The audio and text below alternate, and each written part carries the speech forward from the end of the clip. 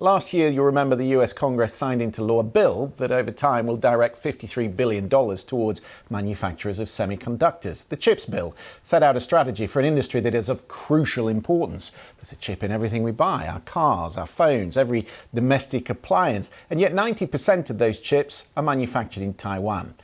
You see the obvious risk. So where is the UK's strategy? The government was supposed to publish that plan last autumn. Today, one of our most successful chip-making startups announced they're considering moving abroad.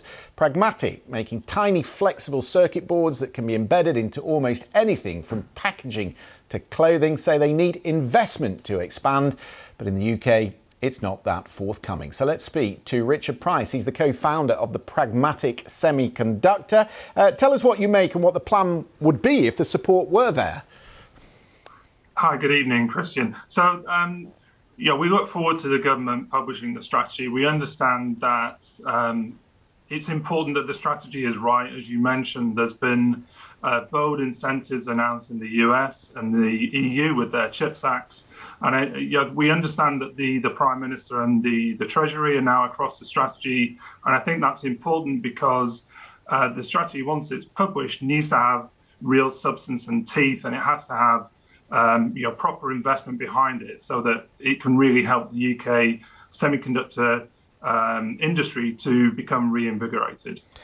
If you can't get the government money that you need, who else is out there offering you that opportunity to expand?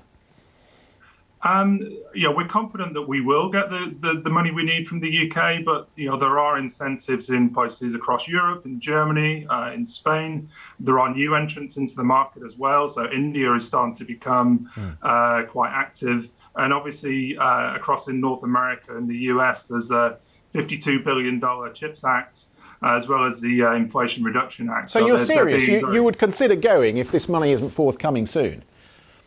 We have to, consider where's the best place to invest for the future. We want to grow in the UK. That's very much part of our strategy. We just need a level playing field so that the cost of operating in the UK is on the same basis as anywhere else in the world. Yeah, you wouldn't consider the Chinese money, though, would you, given the recent example in Newport? That's not something that would be part of our strategy. We're looking at a range of different options. We've already got a very diverse shareholder base. The Bayes Select Committee noted the lack of a strategy in December. They said there's an urgent need to produce it and to alleviate the issue you're describing by mapping out the industry. What do they mean by that?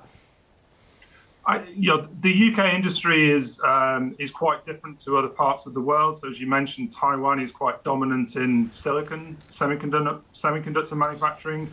We do have some significant strengths.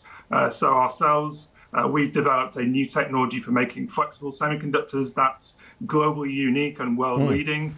There are other sectors such as compound semiconductors and graphene that was obviously discovered in Manchester nearly 20 years ago. We can build on these strengths so long as we have a plan. Incentives, as long as we have a plan. As long as we have a plan. We're out of time. Richard Price, thank you very much for coming on the programme. We'll see if that strategy materialises.